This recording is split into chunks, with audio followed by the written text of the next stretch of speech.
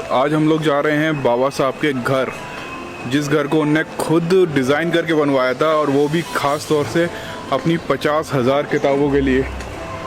और मैं बहुत खुश हूँ, वहाँ जाने का मौका मिल रहा है मुझे।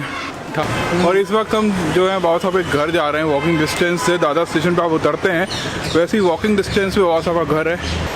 सबको ये पता है कि बाबा साहब की जो हालत है वो बहुत ज़्यादा ख़राब थी। वो इतने ज़्यादा रिच नहीं थे और इसके कारण उनके बच्चों की भी जान जा चुकी थी, क्योंकि वो इलाज नहीं करवा पाए। यहाँ पे स्टेशन की एक पटरी लगती है, यहाँ से अगर आप स्ट्रेट देखोगे तो सामने बाबा साहब का घर है। और वो घर कब बना? जब बाबा साहब 1930 में वेल नोन बैरिस्टर बन गए थे, मतलब काफ़ी प्रसिद्ध बैरिस्टर। उसके बाद बाबा साहब ने 2 प्लॉट खरीदे थे दादर में, हिंदू कॉलोनी में। एक था 129 स्ट्रीट और दूसरा था 99, ये प्लॉट नंबर थे। वहाँ पर बाबा साहब ने 3 मंजिल का घर बनाया था, और वो भी खासकर अपने 55,000 किताबें रखने के लिए। और इसका पूरा डिज़ाइन जो है ना, बाबा साहब ने खुद किया था।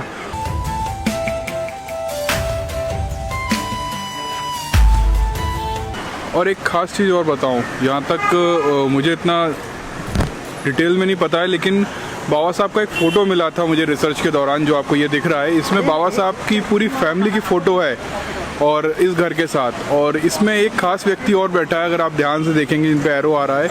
इनका नाम है मुकुंद, और ये जो हैं राजरत्न अंबेडकर हैं, उनके दादाजी हैं, जो बाबा साहब के साथ रहते थे, और उन्होंने उनको अपना सरनेम भी दिया था।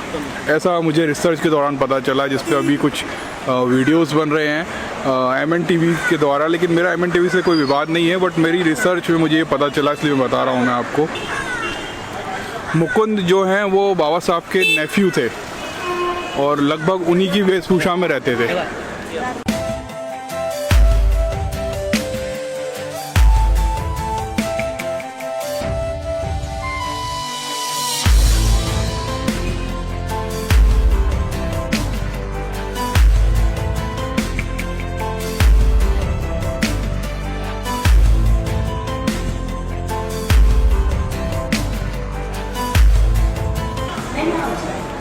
साथ में हमारे। अच्छा, तुम साथ। तो ये बाबा साहब का घर है, और यहाँ पे उनके पुराने बिलोंगिंग्स, मतलब उनके बर्तन रखे हुए हैं। और जिन जिन चीज़ों में बाबा साहब खाना खाते थे, या माता रमाबाई खाना बनाती थी, वो सारी चीज़ें यहाँ पर अवेलेबल हैं। तो वो मैं आपको दिखाने वाला हूँ, और ये बहुत ज़्यादा इमोशनल क्षण होने वाला है। ये वीडियो पूरा देखिएगा।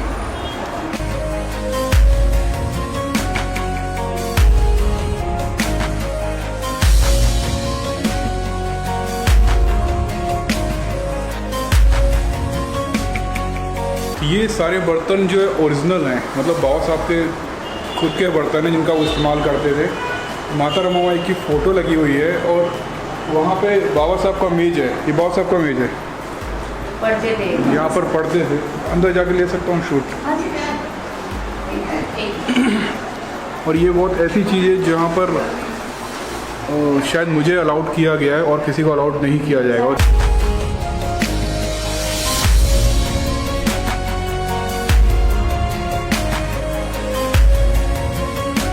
ये बाबा साहब की मेज है, और यहाँ पर बहुत सारी किताबें रखी हुई हैं बाबा साहब की। और ये देखना बहुत ही ज़्यादा इम्पोर्टेंट था मेरे लिए। यहाँ बाबा साहब का शायद बैठक बना हुआ है, जहाँ उनकी पुरानी अलमारी रखी हुई है। और ये पूरे लकड़ी का काम है, ये सब बाबा साहब ने खुद बनवाया था। बाबा साहब ने ये लकड़ी का टेबल खुद बनवाया था, ताकि जो यहाँ पर आकर बैठे हैं उनके लिए टाइम पास के लिए किताबें यहाँ पे रखी थी। और ये घूमता है, ये लकड़ी का जो घूमता है, यहाँ बुक्स रखते थे। और ये उनका यहाँ वेटिंग रूम था, देख सकते हो। ये पूरा का पूरा अभी भी उसी कंडीशन में है, कितनी अच्छी तरीके से उसको रखा गया है अभी तक। और ये दरवाजे वगैरह सब म्यांमार की लकड़ी का है। ये म्यांमार, बर्मा से आया था, बर्मा से आया था ये लकड़ी। और ये आज भी उसी कंडीशन में है।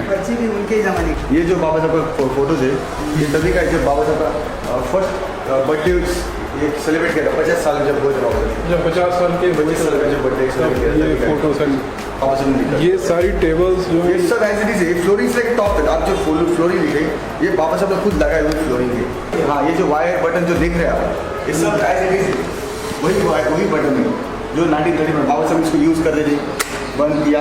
ऑन किया, अभी आज भी चल रहा है। आज भी वर्किंग में वही वायर है। ये 1935 में जो लकड़ा लगाया था, ये बर्मा टीक है, इसका लाइफ कम से कम 500 साल है। 500 साल है। कम से कम 500 ये बाबा साहब ने खुद मंगवाया। खुद लगाया था। इसमें जो भी चीज़ लगाई बाबा साहब ने जो की है एकदम अप टू डेट की है, मतलब हज़ारों साल जिए।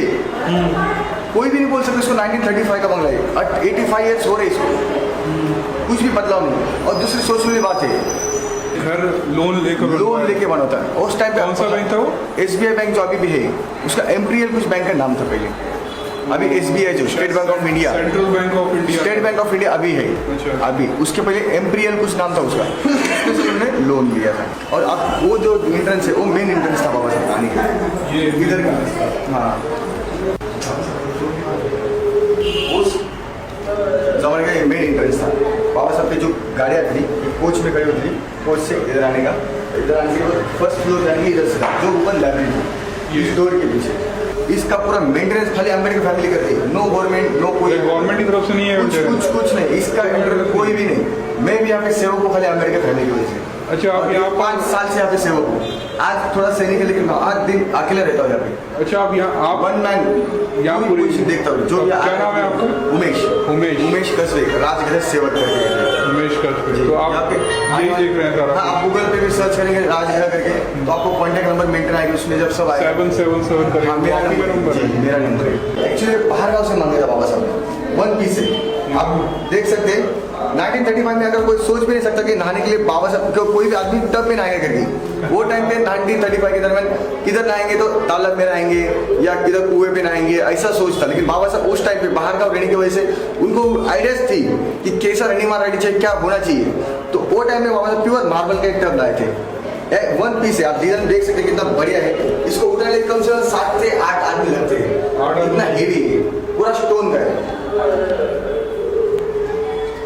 आता मला वाटतं 85 ते 80 वर्ष जसं असतं फ्लोरिंग्स लगे फक्त हेच फ्लोरिंग। तो ये 2 रूम नीचे का फ्लोर खाली था, खुला हुआ है, एक इधर का और इधर का।